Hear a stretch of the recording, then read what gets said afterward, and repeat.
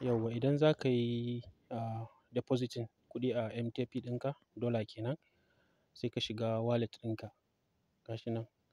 Idan ka buɗe wallet ɗinka zai nuna maka waɗannan abubuwan recharge, withdraw da kuma transfer. So sai ka shiga recharge. Idan ka shiga recharge zai kawo ka nan gurin.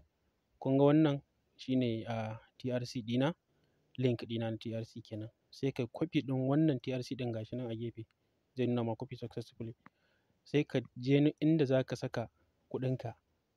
Sai ka shiga ko kuma idan ta Binance za ka siya, sai ka je ka tura ma wanda zai siya ma kuɗi a Binance ɗin. Sai ka tura mashi wannan link ɗin, shi kuma shi zai siya maka dollar ta Binance. In kuma kai za ka siya, bayan ka siya dollar a Binance ɗinka, sai kuma ka shiga inda za ka turo kuɗi zuwa wani exchanger ɗin daban ba Binance ba. Sai ka shiga wannan shine wallet address ɗinka.